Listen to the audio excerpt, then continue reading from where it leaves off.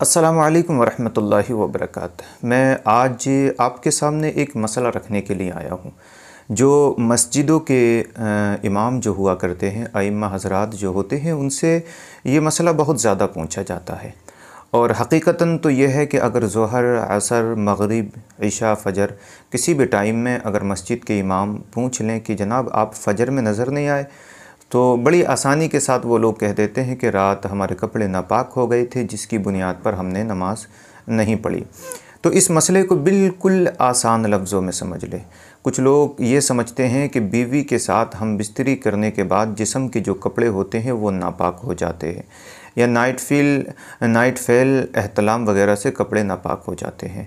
तो मैं बिल्कुल आसान लफ्ज़ों में आपको समझा रहा हूँ, इसको समझ लें और बिल्कुल भी नमाज ना छोड़ें इस बुनियाद पर कि हमारे कपड़े नापाक हैं।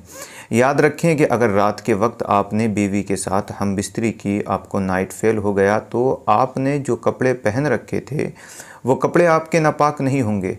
यानी नाइट फ़ेल का मतलब मेरा ये है, इसको भी गहराई से समझ लें। मैं ये नहीं कह रहा कि नाइट फ़ेल आपको जो हुआ है तो उस वक्त क्या होता है ना, बंदा कोई भी रहे जब सोने के लिए जाता है तो अपने कपड़े चेंज करके सोता है, यानी नाइट पजामा या लुंगी या इसके अलावा दीगर बहुत सारे नेकर पहन कर भी सो जाते हैं।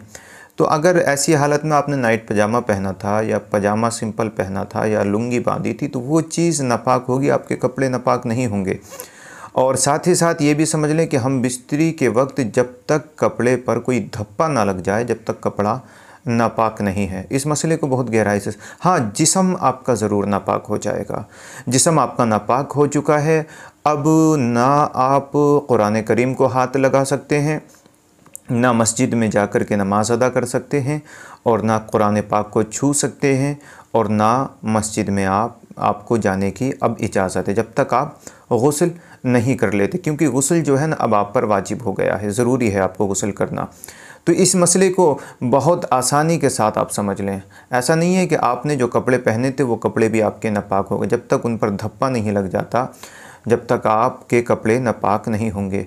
तो इस बुनियाद पर देखिए, अक्सर बेशतर ऐसी होता है कि हम जब रात को अपने बिस्तर पर पहुंचते हैं तो आज की आवाम क्या करती है कि बिस्तर पर पहुंचने से पहले अपने जिस्म के तमाम कपड़े उतार देती है और दूसरे कपड़ों को पहन लेती है। तो इस बुनियाद पर कभी भी नमाज को क़ज़ा आप ना करें।